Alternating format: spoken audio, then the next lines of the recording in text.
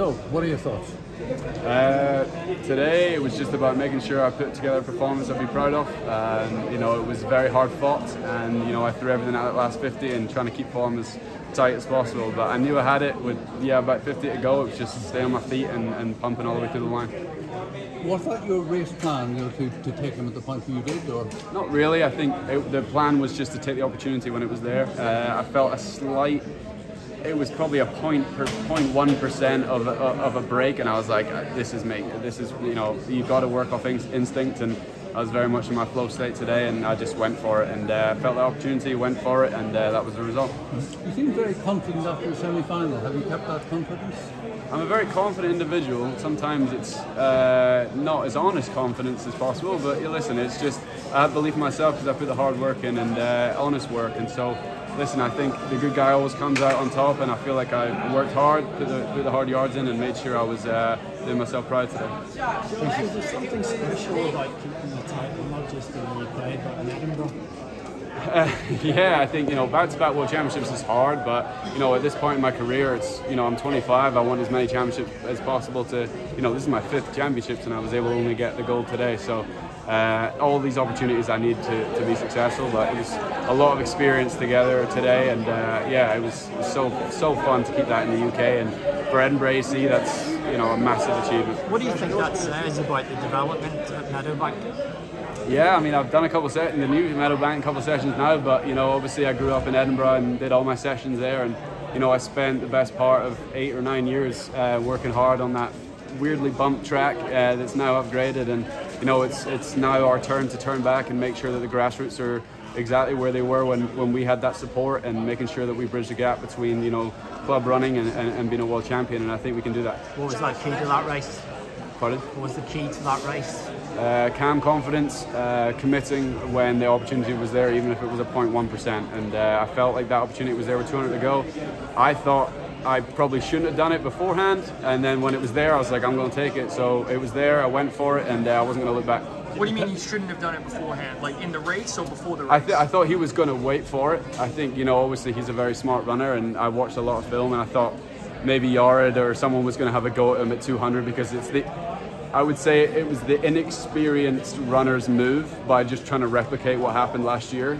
It's almost an underthink, but you know, for me, I was like, maybe someone will attack him on the outside with 200 to go, try and push him a little bit too hard, and I'll come with 100 to go. But you know, I felt like he was lagging maybe a slight percentage on that backstretch, and I was like, I felt that in Oslo or in Lausanne, I didn't take that opportunity, and I wasn't going to hold anything back today. So. Yes. So you thought it was an inexperienced runner's move, but like, how much did you watch last year's final, and like? I think I'm 50% of those views. Yeah. No, I just, you know, I have so much respect for Jay Whiteman, and he ran such a phenomenal race last year, and you know, I knew I would have to run it slightly different, and I wouldn't say I ran a very perfect race today, but from what I have been planning for the last couple of months, it was close enough to it where I didn't get emotional until the last 150, and you know, at that point it was just throwing everything I had at it. If it wasn't perfect, then what was wrong with it? I haven't watched it back yet, but there was a couple times in there I was like, damn, that was a mistake, and you can't really make many of those. But I need a bit of luck on my side today, and I was able to get it. You know, obviously he's a very fast runner, but a lot of pressure on him and a big target on his back. So yeah, I'm just proud of the way I executed today. You've been vowing to do this for the last 2 or 3 years as well. You've had I'm such just a confidence. part of everyone, isn't I? Yeah. It's been an uncanny amount of confidence. Yeah, I think you have to believe, and I was standing on that start line, and if you watch the video back, I kept saying to myself, it's my turn, it's my turn. Have I ever doubted myself? No, not really. It's been a long time coming, and win or lose, I always know that, you know, maybe I made a mistake, or maybe my build-up hadn't been the best, but I knew I had the basic fundamentals to be a world champion, and it was, you know, I put together the last couple of months, it's been some of the best training I've ever had. I've been on an insane diet that my nutritionist has written that has been unforgiving, and I have had a chef, and I've had mental coaches, and I've had early mornings and late nights, and this is such an accumulation of hard work, and you know, there was no corners cut in this situation, and today I just had to be proud of whatever that came up with, because this is the best I've got. Where did the speed come from after you're only, I think, 5th in the UK champs in the 800? Yeah. Those guys were not good at the 800 until I started running it, to be honest. They've been running 146 all year. I've been giving them crap in the camp. But listen, they know how to peak at the right time. All of them got through the heats yesterday. And, you know, for me, I always, you know, I get slated throughout the year being like, oh, Josh isn't fit now, Josh isn't fit then. This is the day I've always wanted to be fit, and it's every year it's the same thing. I show up at championships, I don't miss championship finals, and you know, I had a bad effort last year and I was 5th, and I was able to come away with gold today. But listen, it was just everything I had today, and you know, the camp is, like I said, has gone so well. I didn't leave any stone unturned. What makes you think that moving at 200 to go was being an inexperienced move?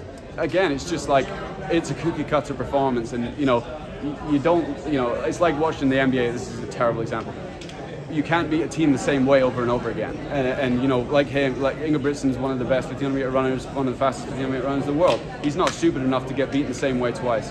And I thought someone would maybe do what I just did, and yeah, have a tough last 100. And I knew I wouldn't be able to kind of go past them with 200 to go. I just had to stay relaxed as much as possible, commit to that kind of outside of lane 1. But I had quite a bit left in that last 200, and so I was just making sure I stayed calm and gave everything I had that last 100. Josh, I know it's been quite a few years since you were at college in New Mexico. What kind of influence did Joe Franklin have on you? I've made very blind jumps in my career, and I think he made a similar one with me. I never had really been to the US before. I never took a visit, and at 17 I kind of flew over to the University of New Mexico as my only offer, and took care of me. He trained me, and with the help of that staff, I became, you know, a 3-time NCAA champion and NCAA record holder. So I've got to pay a lot of homage to him, and you know, all of my coaches in the past, and my coach now, Danny Mackey. And it's just been a smooth transition, and yeah, it feels like a very long time ago that I had to fly over to you know, University of New Mexico with my parents at 17 years old. So I wasn't able to even sign my own release form, so I had to bring my parents with me. So it was just, feels like a lifetime ago, but I've had the support system around me, and I've just made some decisions with my heart throughout my whole career, and it's ended up being a gold medal world champion. Did you make any changes to your training after last season?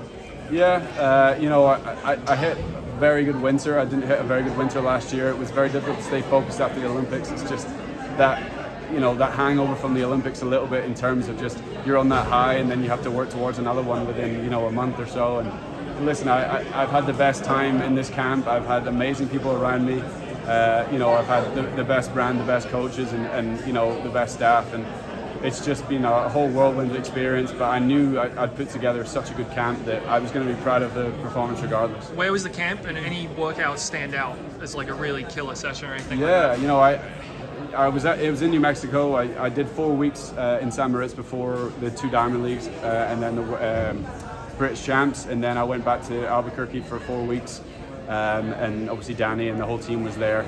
And I don't know, like a session I did a couple of weeks ago was, you know, 8x400 off of 90 seconds, around 54.8 average, something like that, with, I think it was 4 minutes in between rep 4 and 5. But listen, everyone can do good workouts, but it's the stuff in between that I felt like I got right: the sleep, the nutrition, and those extra 1%. And I knew, you know, if I had the right stuff, the right spikes, the right brand, and the right mindset, I was going to come out with something I was proud of. And had you ever had a chef or a sports psychologist before this year? Sports psych, yes, before the Olympics, and I kept that in, and the chef was new in the last couple of months. But something like Danny suggested, or you on your own, or more my fiance. She's my daily eating on the basis, and you know, she said, look, this, if you're going to do everything right, if you're going to tick every box, like, this is something that you could do better. And my nutritionist is so amazing. And he wrote every single, like, for the last kind of 6 weeks, it's every single thing that I've put in my mouth. And yeah, it's been a diligent camp. It's been like a fight camp. And so, yeah, I had a really good time, but it also sucked really bad. What was the hardest thing to cut out of the diet? Chipotle, man. I just, you know, I'm not a fast food guy. I feel like I eat healthy. It's just my portion size was maybe a little bit too big, but you know, everything was down to the right ounce, and it takes a lot to bring a guy like me to be in race fitness, and you know, it was just every stone had to be turned. Yeah. You've been talking to Danny between rounds? Yes. Yeah. We had a really good conference call yesterday, me, Julian, and Danny, our assistant coach, and obviously head coach of Brooks, and he wanted to make sure that he knew what was at risk if I was going to make certain moves, and he just needed to know that I was going to put everything at that last 100 and not to get emotional from that last 150, and I did that, and that was the result today. Did you talk to him? No.